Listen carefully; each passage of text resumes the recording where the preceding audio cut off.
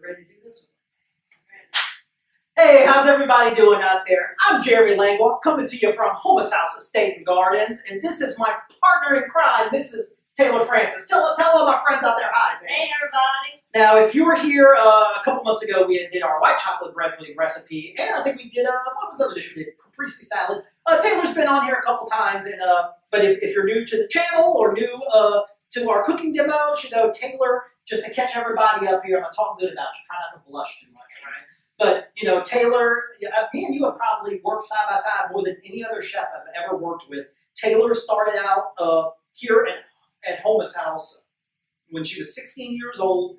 That was all the way back, you know, year it was, probably about 2007, 2006? Yeah. So, yeah, I know you're not supposed to say, but you're 32 now. I'm just like, I was 24 when you started. I was 25, you started out at 41.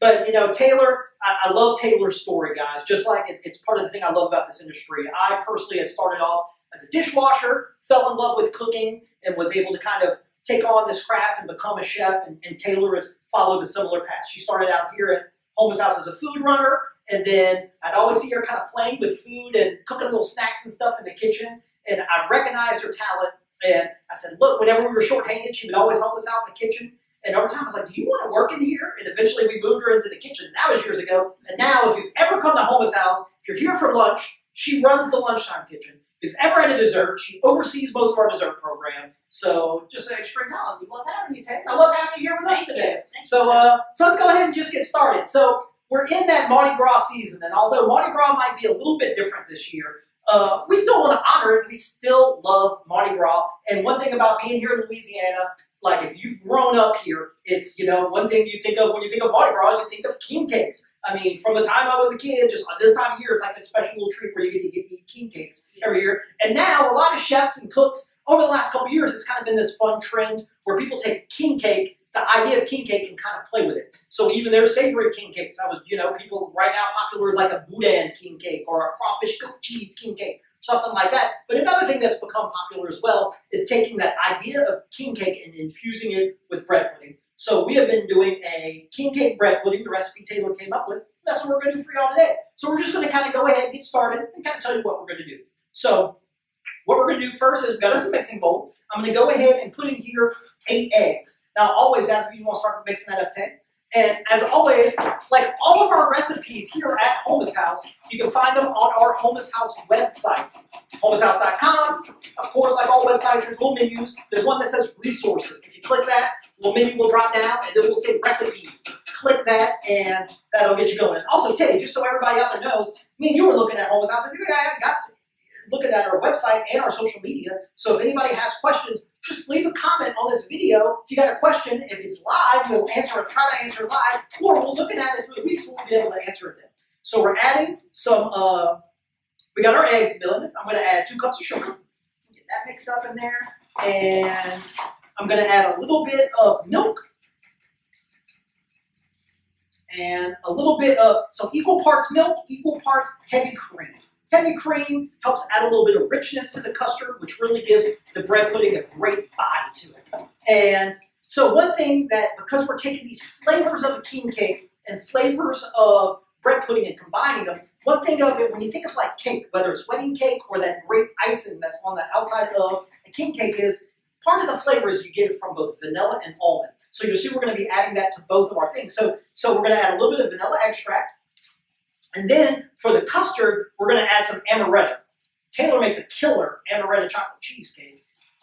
And the reason we love amaretto is because it is a almond liqueur. So again, we're getting that vanilla flavor and that almond flavor into our recipe. So we're going to mix that up. Now, Taylor, talk to me about, normally when we make bread pudding, you just take and you rip the bread, right? Yes. And then we put it in a pan, and then we cover it with our custard. Normally at Houmas House, we do a white chocolate bread pudding, so it's a white chocolate custard.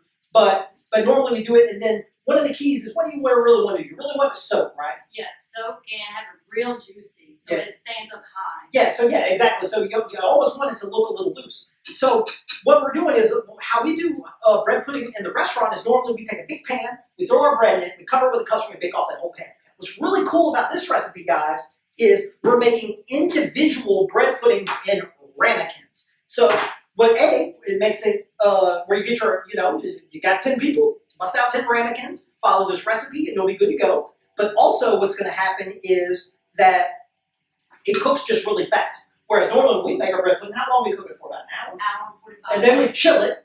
Then we take it out, we portion it, and that's how we serve it in the restaurant. This, you pulling it out of the oven, and then we're serving it right away. So at home, I just think this is a much easier recipe. Oh, definitely. Yeah.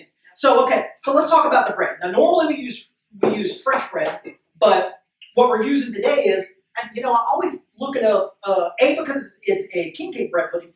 I just went to the store and I just bought. This is just pre-made brioche that's been sliced. And just a nice, thick, hearty white bread. But honestly, any bread would do. What's some other breads we could use if we didn't have We can use donuts. Yeah, donuts. I've seen croissants. Some people have crumbled up croissants. For red velvet cake, we've taken cake and used that as our bread. But brioche is just a nice, hearty butter bread, and it works perfect for this recipe. So that's what we're using. So look, what I'm going to do is I'm just going to slowly start to put, again, yes, we're following the recipe, but like I say all the time, I always just cook by feeling. You follow recipes, I'm rather not follow the recipe. But look, I'm going to start adding some of this bread in, and we're just going to start to mix it up. We'll grab that spoon, and we're just going to mix it up to where I'm going to keep adding bread until we feel like it's soaked up. Now again, look what I've done, guys. I just kind of went, you can rip it with your hands, but I just kind of diced it up. You're going to tell me when to stop. But what she's doing is, I want y'all to look, because it's important. You really want that custard to soak all the way into the bread. So she's pushing it to really force that custard down into the bread. Now, if you look here, and the reason we want to use the glass bowl so you can really see in here, but see how it's still a little loose, so I'm going to add just a little more bread. I think we're pretty close, right? Yeah. And look, don't worry about being too rough. It's okay if the bread starts to break up. It's all fine. It's all going to become this great pudding anyway. So we're just going to add, I think we're almost there. What do you say? Yes. What do you say, Boss? That's good. All right, thanks, Boss. So that's going to go in. So we're just adding enough bread to where, again, look at it. It's still got a lot of excess juice that kind of pours out of the bread. Because what's going to happen is slowly as it cooks, it's going to keep soaking and keep soaking. So let's go ahead and get some ramekins. So we got a couple ramekins here. If you want to, you can spray them. You don't have to. And then if you just want to just start putting some of that bread pudding in there, and then really kind of put in there, and then make sure you have plenty of liquid and kind of give it a little push on the top to kind of compact it, and then it's good to go. Set your oven, guys, to 350 degrees, and then when we do go in the oven with these, you bake them for about 20 minutes. They're going to get nice and golden brown at the outside. When you have a nice color on the outside, they're done. So we'll come back to that, but that's what we're going to do. I want to quickly touch base on, you see, you can't have Mardi Gras without purple, green, and gold. Now you can go to the store, of course. They have in the cake decorating aisle. You can find lots of colored sugars. Buy those. But for our garnish, we just make these real simply. How do we make these, Tay? How do we make these? Just put sugar in a food processor? Yeah, food color. You can put it in a Ziploc bag and just smash with your hands real good, and it'll get the sugar colored that you want. Oh yeah, that is right. Yeah. Put it in a bag, or that's probably the easiest. Or just give it a good shake. Or oftentimes it's really easy. We throw it in the food processor, blitz it a couple times, and it's good to go. And then also, hey, yellow and blue make green, right? Yes, it does. And then what makes purple? Blue and red. Yeah, you just play with it and put it in there, and just blitz it up, and then boom, you gotta have your colored sugars. We just make them real simple. So again, this goes into the oven at 350 degrees. Bake it for about 22 minutes. We'll show you what that looks like when they come out a little bit later. We'll get rid of that. Now we're gonna make the icing. Now this is the icing. Now to make it a king cake bread pudding, we're just gonna make some simple king cake icing. Now under its classic terms, this is what would be called a royale icing. And this is just a classic French thing. We're starting off with 2.5 cups of powdered sugar. So let's get that in there. There we go. And then we're adding to, again, recipes online. This is 6 tablespoons of milk. Give that a little mix in. And that's the basic part of it. Now look, like all recipes, I want you to look at it and adjust it. Real simple. If it's too thick, add a little more powdered sugar. If it's too thin, add a little more milk. Oh, look at that. Look at that. On cue. But look, that's looking pretty good there. We're going to put a couple drips of almond. This is some almond extract we get oftentimes. I just put literally, again, I don't like measuring. I guess it's supposed to be a teaspoon. I put a couple drops of almond extract, and then look, right away, as soon as I put it in, it smells like wedding cake to me. Like you instantly get that wedding cake smell. I see Jessie raising her hand. She got a question. What you got, Jess? Yeah, Annie from Facebook wants to know if she's using a convection oven, if it helps or hurts the bread pudding, and if so, what temperature should it be? Fantastic question, Annie. Anytime you're baking and you're following a recipe online, oftentimes those recipes are created or formulated to be cooked in a conventional oven. So a good rule of thumb is if you're going to bake it in a conventional, let's say your recipe calls for cooking it at 350 degrees, and that would be for a conventional oven, and your convection oven, what I want you to do is lower the temperature by about 25 degrees and do everything else the same, and 9 times out of 10, that's going to work out perfectly for you. So just lower the temperature a little bit or whatever. But like all things in cooking, it's all just managing your heat and adjusting it. So your oven might cook a little hotter. I mean, even our ovens here at Houmas house, when we put pans of bacon in, the top gets crispy first, and we got to rotate the pans. So all ovens are a little different, so you might have to play with it. You might just be fine following it exactly, but it might start to brown a little quicker, so you just drop the temperature of your oven. Okay, so we got our icing, our royal icing or our king cake icing made. We got our colored sugars. Our bread pudding is baked in the oven, and this is what it looks like when it comes out, guys. So take a look at that.